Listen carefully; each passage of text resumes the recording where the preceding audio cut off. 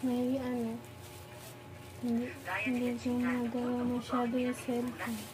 May pakasyon po kami dito na 3 days. Kasi pauwi na po kami. Mas maano dito mamili. Marami mas fresh yan. Ngayong Holy Week, karamihan daw ng namimili ay mga turista. Mga leafy vegetables, medyo mataas ngayon. Ano mga mura ngayon patatas. Oo, mga pwedeng ma-stock. So, kaya maybe after holiday. Kasi iyo po muna. Kunin mo, iyo po muna. Iyo po muna. Ating na po. Huwag mo nang ano yun. Ito na. Tapos, may nakasakay pa na naibig sa mga sasakyan. Agad namang nirescue ng MDRRMO at Regional Health Unit ang mga biktima. 2 ang dead on arrival sa ospital.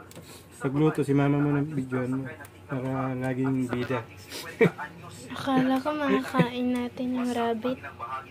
Ha? Yung rabbit. Masarap yun. Wala, ipatay yun. Ayaw ni mama.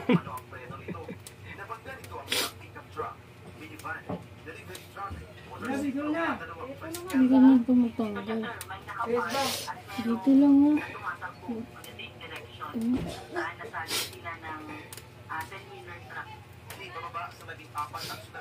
Talbos nga lang eh. Kinukuha ko yung sangay na yan. Huwag niyo matigas. Pwede tanim yan eh. Kung mayroon sa ako na may buhangin, huwag na ilupa. May mahingyan ka bang lupa daw?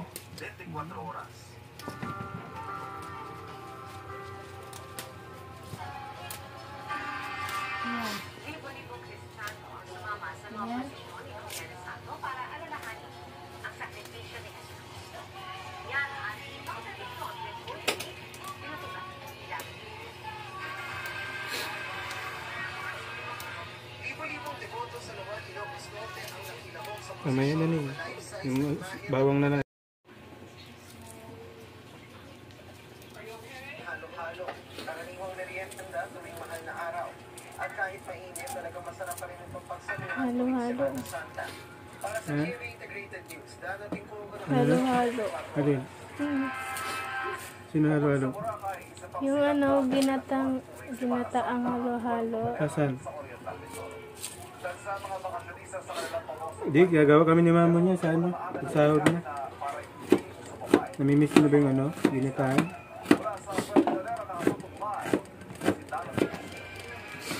Hindi. Ang haba lang. Tama na yung ganyan lang oh. Sige. Marami pa rin dito sa White Beach, pero kanina marami rin dito kadako na nakukuwi para maiwasan ang naasanong siksikan bukas. Pagtakip-sip nitong Biyernes Santo, hindi halong pagulong tarayo ang White Beach, isa sa mga pangunahing puntahan dito sa Puerto Galera. Kanya-kanyang hanap ng pwesto ang marami sa tipong hangin. Ibado yan. Habang umiinit, kanya-kanyang hanap ng lilim. Marami pa rin lumalangoy at nagsiselfie. Pero maraming nagsusulit ng oras at naging break. Marami Ang dami naman ito. Ito, nahugasan na to, Che. Okay na ni. Iyo po na. pag-check out na at 17 to 19. Ang paglagay ng sibuyas niya. Ito na, lagay. Ito na. Sumabay sa atin ng mga pasahero. Hindi po namin sumabay sa maraming tao. Ngayon nga po dami ng tao.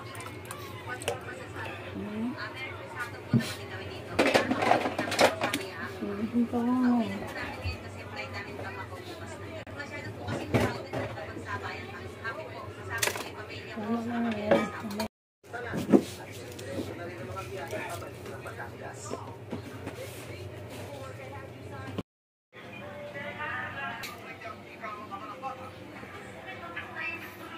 Manyakis eh.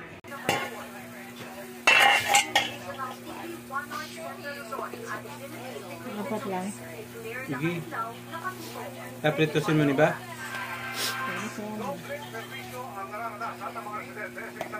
Malaki eh. Matapos silang maputulan ng supply ng tubig gripo. 2-0 sa totoong film. Ang binabayan nila pero hindi mo na Apat na ba? 5. Kaya 6. Tapos pritusin mo na yung utang sa Manilor. Ang kailan ito? Isa pa. Malaki. Ano po ito yung Ay, pritosin mo pala yan. Maliit lang yan. Pwede na yun. Maliit. Yan, bubukas baon mo yan. bukas ng halian natin yun. Oo, mo pala. Na halos 2,000 residentes. Sa challenges ang cast ng Running Back Philippines Season 2 could give my family protection every day. Magharap ka na. Winter sa South Korea, hindi umubra ang lamig sa mata. Sobrang welcoming nila sa akin. Actually, halos karamihan sa kanila nakasama ko na rin before. Hindi rin siya naging mahirap sa akin na makikonnect sa lahat. Ikinuha ko nila sa sharing integrated news at level up ng pagmamalit ng reality games on Philippine TV. Yung chemistry namin, yun talaga yung bawal namin. Yung few Ay, magkakain.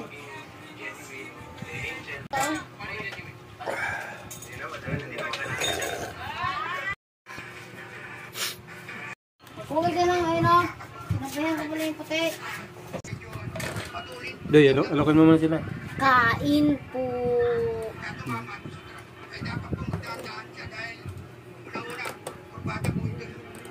Ako na muna. Ba't nasa mangkok kami plato ah? Pwede niyan, pagsabaw yung ulam. Pagsabaw yung plato. Ito yung plato. Ayan o, kay Papa mo.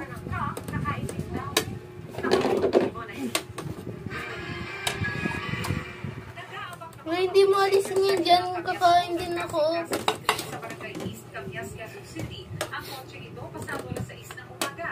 Nagsalpupin ito ng umarga sa truck. Naitulog sa bangketa ang kotse at umandar pa hanggang sa bangketa sa kabilang lane ng truck. Agad rumisponde ang mga pulis at hinold ang suspect.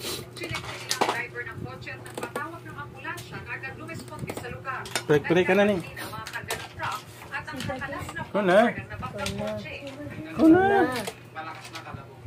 Doy, kumain mo na. In the Father, the Son, the Holy Spirit, Amen. We give you thanks, O Lord, for all these thy gifts which we are about to receive from thy bounty through Christ our Lord. Amen. Yan kain? Okay? Kain. complaining about his face. Some comments na for police investigation siguro red flag. Pero sa akin kasi alam mo naman kalaban, so hindi ko lang siya pinapansin. Nangako ang QCP, hindi na tututukan ang kaso. Ang susuriin kung maituturing itong kaso ng pag-atake sa mga mamamahayag. Ganun din po, tinitingnan din naman natin kung ito ba